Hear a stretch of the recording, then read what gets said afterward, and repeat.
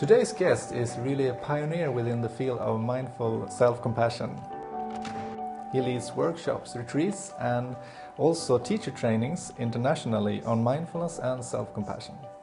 He's also the author of best-selling books such as The Mindful Path to Self-Compassion. Warmly welcome, Christopher Germer. Thank you. It's great to be here. My first question is, how do you define mindfulness? There are so many definitions of mindfulness, and the one that we use most commonly in scientific psychology and a lot in the West is awareness of present moment experience without judgment or with acceptance. And as Jon Kabat-Zinn says, also on purpose. So it's mostly a kind of warm-hearted moment-to-moment awareness. And what we, in the West, mindfulness particularly is a kind of non-judgment or acceptance of moment-to-moment experience. And so what's interesting about compassion is that it focuses a little more on the experiencer, on kind of the observer. So mindfulness tends to be about a kind of a loving awareness of moment-to-moment experience. Whereas compassion has more the quality of a loving awareness of the experiencer. And so together, it's really a complete practice. Thank you. And I'm also curious, how would you define mindful self-compassion? Mindful self-compassion, the mindfulness part is knowing that we're suffering while we're suffering. And that's actually not all that common. Usually when we struggle, we are the last to say, yeah, this is a moment of struggle. Usually we get caught up in, why me, why this happened to me, or try to figure out how to fix things. So to be able, the mindful part of mindful self-compassion is, oh, this hurts. This is a moment of suffering. And then self-compassion is a compassionate response to that, and particularly to our own suffering, because it's self-compassion. And so there are many definitions, ways of defining self-compassion. Probably the simplest one is when we struggle, treating ourselves with the same kindness and understanding as we would treat a good friend. Yeah. But there's also more technical definitions, like my colleague Krista Neff, who started kind of the research on this subject. She says there are basically three components to self-compassion. So the first is mindfulness. In other words, a kind of spacious awareness or non-identification with our experience, a kind of capacity to have balanced awareness or perspective, mindfulness. The second is a sense of common humanity, which is kind of just like me, or suffering is a part of living, or this is how people feel in a situation like this. In other words, a sense of not being so isolated, a sense of common humanity, because when we struggle, we feel quite alone, sort of adds insult to injury. And then the third part is self-kindness. So self-kindness is sort of what I described as treating ourselves with the same care and understanding as we would someone who we truly care about. So these three components, they actually have a opposite, So what often happens when we struggle is we become self-critical, we self-isolate, and we become self-absorbed, like rumination. And this is a natural response to threat, So it's like fight, flight, freeze. Fight becomes self-criticism, flight becomes kind of isolating or hiding, and freeze becomes getting stuck in our heads. So that's a threat response. It's based on the physiology of the threat defense system. Self-compassion is the opposite. It's activating of the mammalian caregiving system. So instead of self-criticism, we have self-kindness. Instead of self-isolation, often due to shame, we have a sense of common humanity, or we're in this together.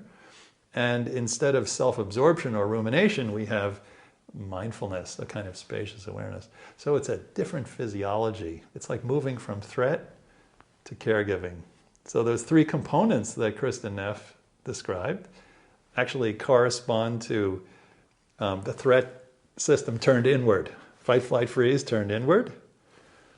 That causes all the trouble in our lives. And then a healthy response is to activate the caregiving system with mindfulness, common humanity, and self-kindness.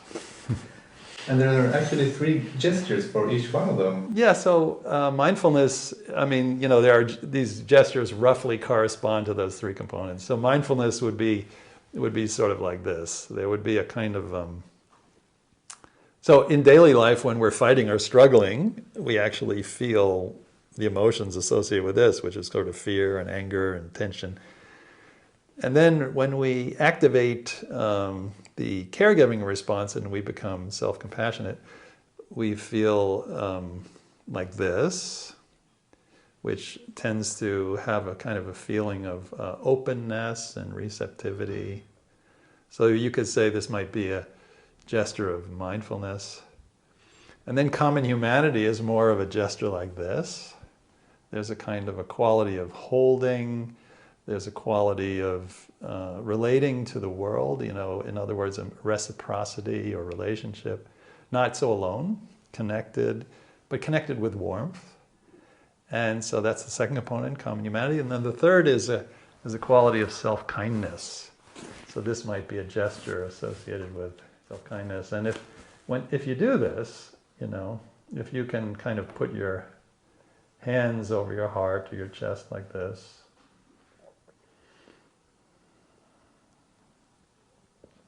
it's quite surprising, actually, how it changes physiology, how it moves us from well, it has the power of soothing touch.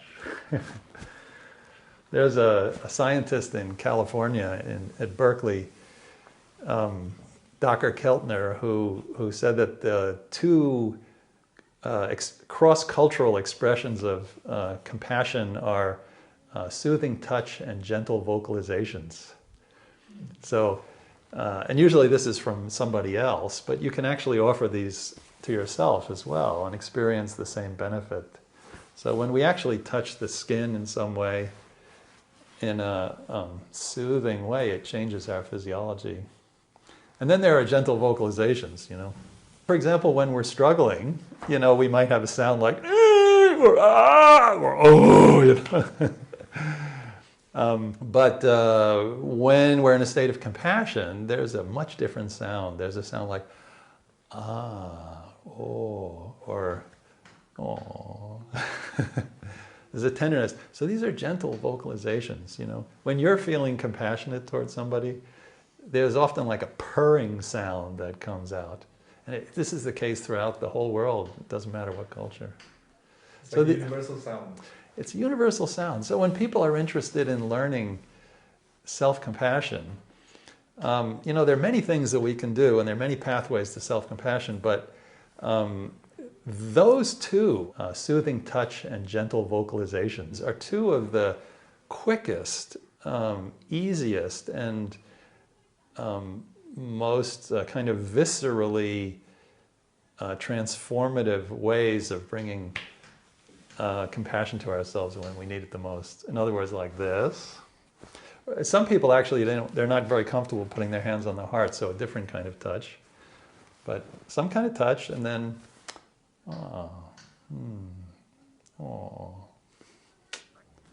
it changes everything. In my job as a psychologist, I noticed that a lot of people are very hard on themselves. Why is self-compassion so difficult? Self-compassion so hard? Yeah. Well, so that's a great question, and there are just, you know, so many layers to talk about this.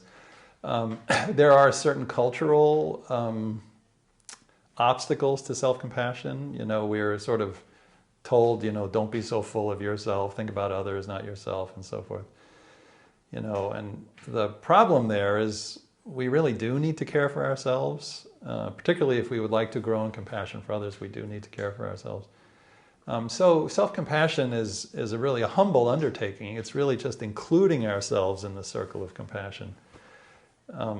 But we're not usually told that in childhood. So there's a cultural aspect.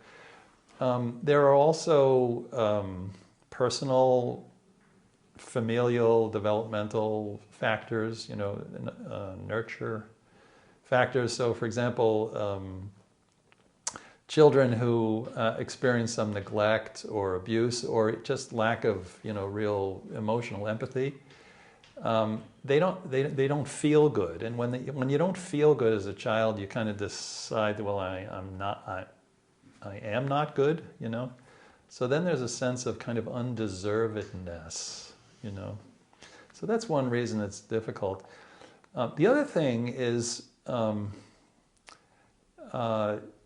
when we start to give ourselves kindness, sometimes it reminds us of the situations in life in which we were not treated kindly, or we find things in ourselves that we don't like very much, and this is a really important part of the transformation process with self-compassion.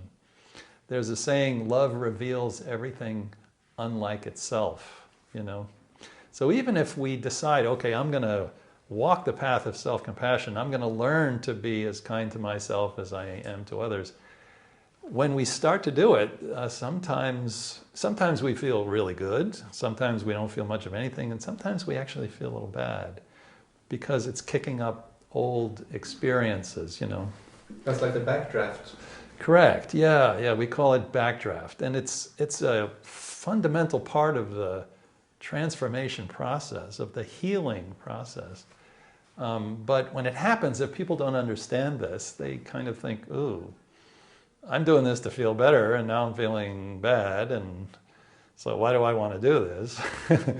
But it's profoundly transformational, because what's coming up is not new problem, it's an old problem that's actually leaving. It's kind of exiting the heart, Yeah. As you know, the other year I took one of your retreats, the Mindful Self-Compassion Intensive, and I was really struck that it was so powerful and healing, comforting and soothing. And you mentioned some very supportive things like what we resist persists. And the old formula is pain times resistance equal suffering.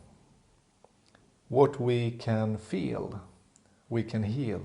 Thank you. Yes, we have to feel the difficulties.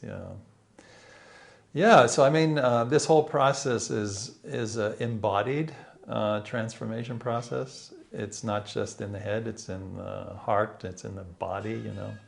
A lot of our repressed struggle, the things that kind of shut us down emotionally, close our hearts, are memories and things held in the body.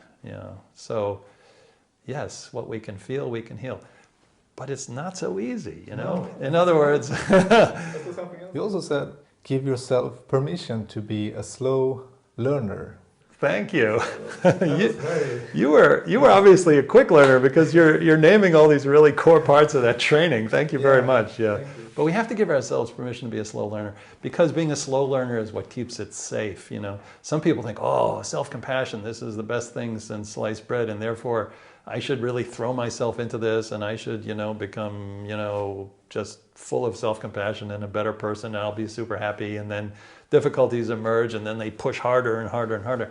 And it actually is not good. In other words, if we give ourselves too much compassion too fast, then we're going to have too much backdraft, and then it's actually going to make our lives, more uncomfortable or uneasy. So we have to be slow. Thank you for saying that. This is really important. That actually it's an act of compassion to let ourselves be a slow learner. Together with Christine Neff, you have designed an 8-week program in mindful self-compassion.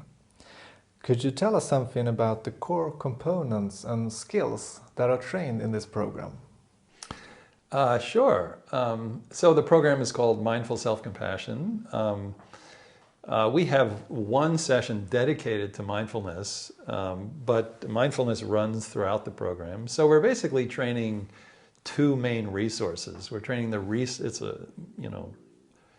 personal skills, resources, capacities, all the same thing, of mindfulness and of self-compassion. And so that's the focus. There are other compassion training programs in the world, empirically supported compassion training programs like compassion cultivation training, mindfulness-based compassionate living. But this one focuses specifically, mindful self-compassion focuses specifically on the cultivation of self-compassion. And it emerged out of this collaboration with Kristen Neff. She's a scientist, sort of the pioneering scientist in self-compassion, and my own work as a clinician. And it's a very carefully kind of step-by-step structured program to build this resource of self-compassion. It has been developing since 2010, and now there are at least 500 teachers throughout the whole world teaching self-compassion. Probably we've had 15 or 20,000 people take the program. And the feedback that we get from our teachers around the world have continuously improved this program. So it's really an organically developing program. And we say now it's a community effort. It started out with Kristen and myself, but it's now a community effort to build these skills of mindfulness and self-compassion, but particularly self-compassion. Mindfulness is the foundation for growing self-compassion. We teach it. There's teacher trainings happening in Korea and China and, just all over the world. And what I'm surprised by is that culture does not really affect the need so much, that there is something fundamental to human nature in which we are instinctively tough on ourselves when things go wrong. Actually the research shows that 76% of people have more compassion for others than themselves. 6% have more compassion for themselves than others, and 18% about even, This research was in the US, but from traveling around the world and talking to people, there's just such a hunger for self-compassion training. I think in particular, this is all speculation, but I think in, say, urban settings where so much of our self-worth depends on performance, and that when we do well, we feel good about ourselves, and bad when we don't do well, that people are really looking for a source of inner stability and support, a kind of emotional resilience that is independent of how we do in relationship to our performance, and that's self-compassion. Self-compassion gives us a strong sense of self-worth, but not due to what we call social contingency, how well we're succeeding in the world, but rather when we struggle, can we be kind to ourselves? So it's kind of an internal support no matter what's going on in the external world. And this seems to be really appreciated throughout the planet. And also unknown.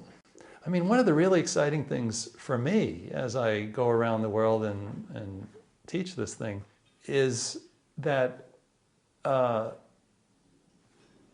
simply reminding people or telling them that they have this resource within them to be supported when things go wrong, when we suffer, when we fail, we feel inadequate. Most people just don't know that they can give themselves the kindness and support that they've been yearning for so long to get from others, Yeah.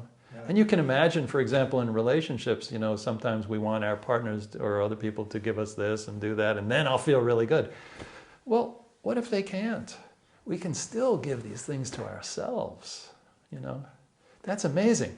It's almost like saying, yeah, you've had a lot of gold right hidden underneath your bed and where you've been sleeping your whole life and you didn't know it. It's like, oh, I can do this, Yeah, that's good news for a lot of people, obviously. Yeah, so it's actually, in some respects, easy to learn self-compassion because it's about awakening to something that's already within us, but for cultural or personal reasons, we've either turned away from it and not seen it, or we just haven't learned to make the most of it. In these programs, these MSc programs, when we ask people like a year or two later, what'd you get out of it? Some of the most common themes that were, what self-compassion did for me was that it gave me permission to be kind to myself, and it reminded me to be kind to myself. So permission and reminding. This is really what makes it so simple, at least to get through the door, because it's already there. Yeah. Research on mindful self-compassion is rapidly expanding. What do you regard as the most significant research findings on the program Mindful Self-Compassion? Yeah, so I mean, in terms of outcome research, what are the outcomes of the program? There are just 2 randomized controlled trials at this point, because our teacher training only started in 2014, and we need teachers to do the research, and then we need to get money for it and so forth. But that's all starting to happen, yeah. Most of the research is correlational. It's been going on since 2003. In other words, looking at people who are high in self-compassion. What can we say about those people compared to people who are low in self-compassion? But there are, I would say, maybe 500 scientific articles in the peer-reviewed journals now on self-compassion.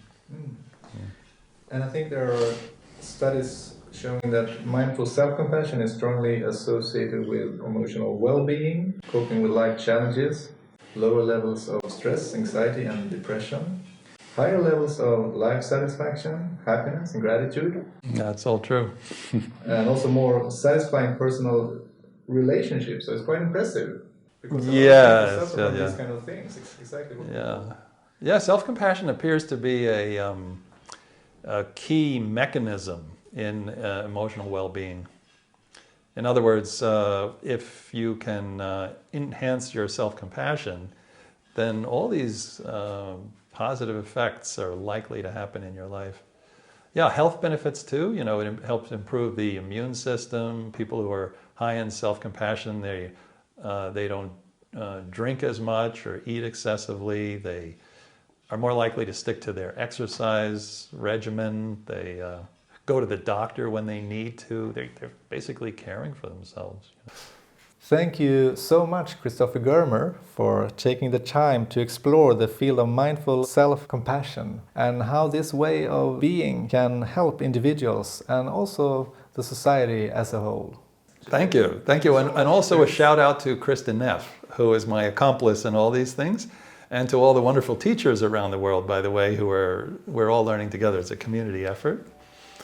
So with them in mind, thank you so much for this opportunity.